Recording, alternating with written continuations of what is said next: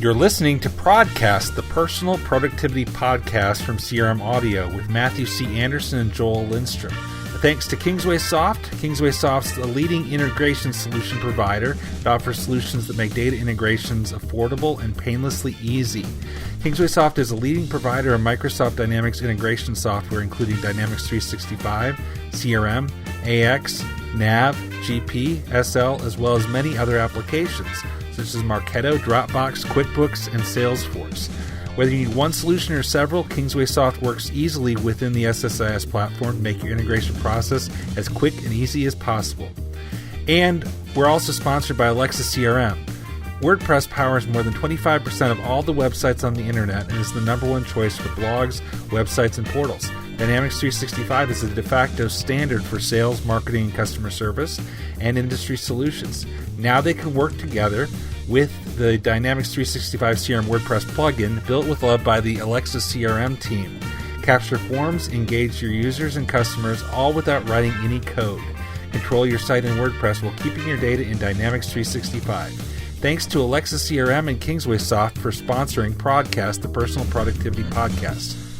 Well, Matthew, it's been a while since we've talked about tools and books and other things. We've had several episodes around more of the theory of productivity and procrastination and all that good stuff, and that's good. But since we talked about this last, I've recently found some books and tools that I've been reading or using that have been helpful to me, and so I thought it'd be nice if we talked about did another update on some productivity tools that we find helpful. Sounds fantastic. So right. What's this tool that you have stumbled across recently? Okay, so as you know, I'm an iOS guy right now. I was a Windows Phone guy for years, but I gave up about a year and a half ago, and I've been an iPhone person, and it generally works both. Works well. The one thing though that I've kind of regretted is there haven't been that many good things like you've talked about with the quality time and other things like that really track how much you're using your apps and your phone and all that. But I found one that is actually pretty good. Does a lot more than I thought an iOS app could do, and that's called Moment. And what Moment does is it lets you set limits for how long you want to use your phone. It'll irritate you if you use it beyond a certain amount of time that you set. It'll tell you how many times you look at your screen.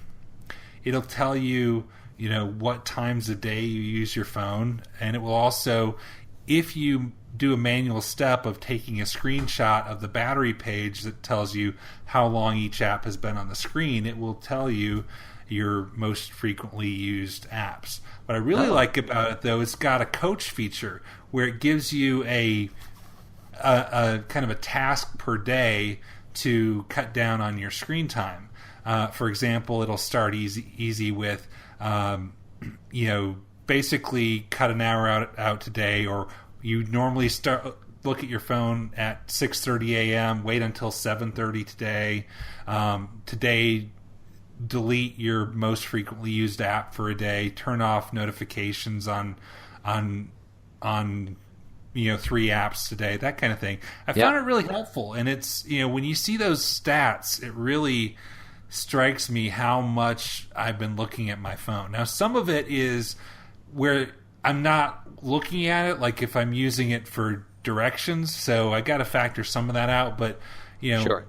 I've seen 5-6 hours some days, and that just blows my mind. Yeah, no, that's really interesting. I wouldn't have thought there would be an iOS app that could do that level of kind of tracking of that. The screen capture on the battery page is kind of a cool concept for that as well. So I'm really intrigued though by the kind of the action that it's trying to drive, out of that, the thing a day to be able to do. Have you found those to be like good prompts for you, or do you do them regularly? Do you kind of pick and choose what you're doing? Like, what's the uptake been on those? On what? On the daily suggestions that it gives of, remove this app for, the day or whatever that was. Yeah, I've generally followed it. There's been a couple days where I haven't, and then I've come back and done more than one day's task. So right now I'm caught up, and it's like a 14-day thing you go through. I don't know if anything happens after the 14 days. I've just been using it for about 2 weeks. Yeah. And again, it hasn't necessarily changed totally how I use my phone, but it's kind of what I've figured is the thing about screen time, and I've seen several articles and TED Talks and things about that, how technology affects happiness, is one of the things about technology is it's designed by scientists to get you to use it more, kind of like a drug. Yep. And it's also compared to things like, traditional television shows, there are stopping cues. If you watch a 30-minute TV show, there's an end cue where this is over. Now I'm going to do something different. You might watch another show, but it's over. The thing with technology and social media and all that is there's no end cue. It's the never-ending scroll. Right. And so you get a lot of short-term rewards from using it, but the downsides are all more long-term, of cutting off your contact with real people and things like that, but you get the short-term benefits. So what I like about using something like Moment or those types of apps is it gives me some short-term disincentive to use it too. Now, I still might use it. I still might say, no, I don't have anything else going on. I can watch a movie on my phone or whatever, but it makes me think a little bit more instead of just losing myself in it. Yeah. No, that's interesting. So I get kind of I use Quality Time on my Android device, and I've been using it for quite a while now, and I get a daily kind of summary of what the previous day looked like. So it's not giving me suggestions of things to look at and change, but I was recently reflecting on kind of what I'm seeing each day, and it's pretty consistent of how many times rather I am unlocking my phone, how long I'm spending on the phone. I can start to see these trends around which apps I'm using. I'm pretty consistent on using about 7.5 hours per week on my phone, which I feel is pretty good, as far as active, phone open using it. But, when I start to look at just the number of different times I open different apps and using specific ones, I mean, it's definitely the, kind of Chrome and Outlook are my two biggest time sucks that I have whenever the phone does come out, and that's usually reading articles or reading email. As far as limitations within the app, where it's a little bit different for me is some of the things that I have on in the background where I don't necessarily have the app open aren't being tracked. So, for instance, I listen to podcasts almost exclusively through my phone, but I'll have that, I'll turn it on in the background, I lock the screen, and then I have, half hour worth of content that I'm listening to there. So I will do that. That's not really being captured. So it's a little bit of a gap in the app that, I would like to have some of that detail if it were possible. Yeah. And the guy who made Moment also has another app called Focus, which is a stop using your phone when you're driving app, which I've also been using. And, I will admit I have from times glanced at my phone while I'm driving, more than I would like to admit. And the thing with that app is he starts yelling at you. If you do it, it comes on he says, put down your phone if you're driving. And then if you keep doing it, there's actually a mode where he can get angry and really start yelling at you almost. And again, same thing is there's a big downside to texting and driving in that you're probably going to wreck your car and cause an accident, maybe kill somebody. But again, you hear the ding, that's the short-term reward. So having him in my phone yelling at me if I do it while I'm driving is an immediate disincentive to do it. And I found that has significantly cut down the amount of time I look at my phone while I'm driving. So for me, kind of shifting gears to a little bit different style of tool, I recently backed a Kickstarter for a new style of paper planner. It's actually called the Passion Planner, and the Kickstarter is still going on at the time of this. If you want to go check it out, Passion Planner. But the idea is that in the past on ProdCast we have talked about some of the planning rituals that we have, what we do on that weekly basis, how we go through it, and what some of those things are that we do. And what this planner is aimed at doing is going beyond just the kind of the week planning, but also giving you places and a kind of a process behind looking at what your passions are, looking at some of the big picture things. It has various ways to be able to try to keep you aware of and keep you focused on some of those passions that you have, and keep that front of mind during your planning process. So when I was, talking a few episodes ago about wondering if there's any kind of reboot or things that I could be doing in that process, I'm hoping this is going to be one that can help fill that void for me. Now, how is that different than the old Franklin planners or Franklin Covey planners? Because that had that idea from the Habits of Highly Successful People of kind of keeping what's important, not just what's urgent. Is it kind of along those lines, or is that different? It is kind of along those lines. It has a little bit different of a flavor of it. They also the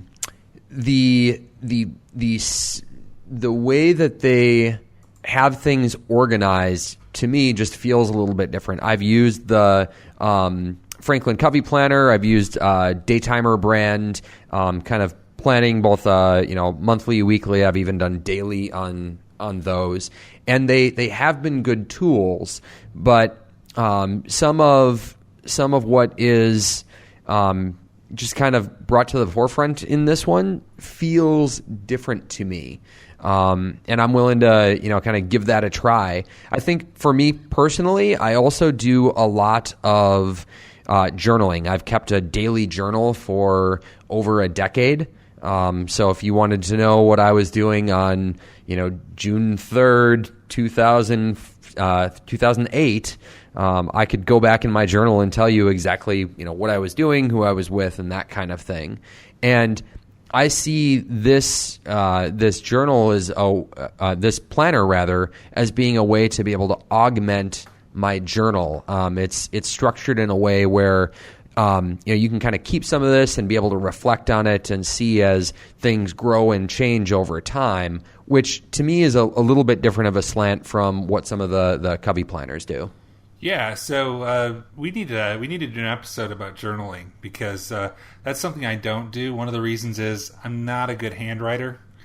I've never been a good handwriter, and so I'd like to know kind of what your system is and how you do it. For every passion planner, they do plant a tree, so that's good. Yeah. Do you get to choose the kind of tree? Do you get an oak or an elm or a pine? I haven't looked into it, Joel. I'm sure we can go out on Twitter and what do they voice call our those preference. Japanese trees? Bonsai tree? Yeah, I would go for one of those. Perfect. Well, one other thing that I will, and I guess this could count as that's not productive.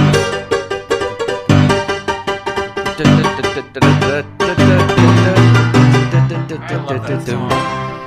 One of the things that's not productive definitely is multitasking. And I have recently read a book that was recommended to me by my friend Jerry, called The One Thing by Gary Keller. Keller of who was the co-founder of Keller Williams Realty. And it wasn't the best written book I've read, but the ideas are solid, and it talks about the power of focus and focusing on one thing. It talks about the lies we tell ourselves about if we do 5 things at the same time will get more done, and you may get more done, but it'll be mediocre and poorly done work.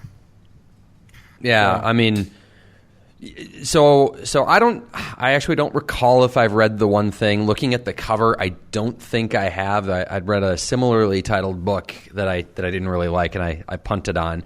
But the concept of having that level of focus is a common theme I've seen in other books as well. One I read recently based on a friend Britta's recommendation is The 4 Disciplines of Execution. It's actually a Covey book, since we're talking about Franklin Covey here. But one of the key messages in it is having that level of focus. If you don't distill down to having, a small number of wildly important goals, you're not going to be able to get anything done, by comparison to having, 1, 2, maybe 3 wildly important goals that you're focusing on. Okay. And so with my takeaway from The One Thing, I'm not in a job where I can say I'm only going to work on this on one thing during a day. Mm-hmm. But what I can make sure I do is only work on one thing at a time. Yep. And one thing that helps with this, I think I mentioned the email tool Boomerang that I use. I think I mentioned which that you've before. gotten me to use based on your constant talking about it. Have you seen Inbox Pause? If you go in Boomerang now from your inbox, there's this thing called Inbox Pause.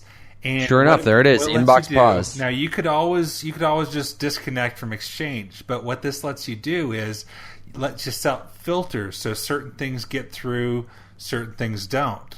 So if you have some mission critical things that you still need to see come through, if they're important, you can let them through, but pause everything else for a certain amount of time, and you can set an auto response to everything else.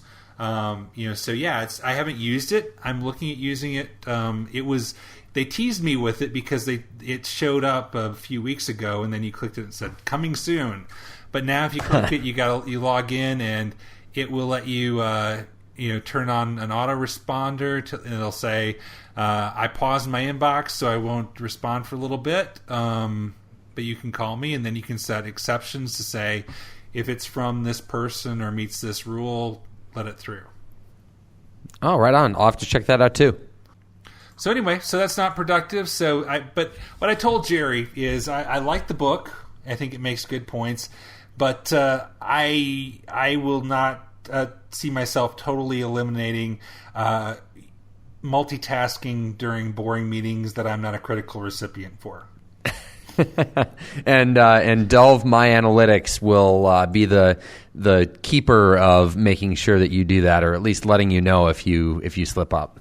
Yeah, and that's the other thing. I've been enjoying my weekly summary I get from My Analytics, and it's really eye opening to tell you when you're letting multitasking get out of hand. Yep. Though I will say I had one day where I was off-site at an event, and I got dinged on some of the overlap for meetings that I kind of punted on for that on-site meeting. I was a little frustrated by that. So the algorithm's not perfect, but I know why it happened. I've started sending congratulatory emails to whoever My Analytics says is my top collaborator for the week. So congratulations. We spent 10 hours together last week. Kudos. I've had a similar thing, but I just earlier today I was telling someone, I'm so sad you haven't been my top collaborator, and gosh, it's been 3 weeks now. Yeah, I love it. And she was telling me, yeah, well, I may have been your top collaborator, but you weren't mine, so there. I love it when it tells me that I'm losing touch with the guy who sits next to me at work too. This has been ProdCast, the personal productivity podcast from CRM Audio with Matthew C. Anderson and Joel Lindstrom. You can follow Matthew at his blog, connectingthedata.com, or on Twitter at MC Anderson. You can follow Joel Lindstrom on Twitter at Joel Lindstrom. You can subscribe to the CRM Audio network of podcasts on Apple Podcasts, Google Play Music, SoundCloud, Stitcher, TuneIn, or any place else that offers fine podcasts.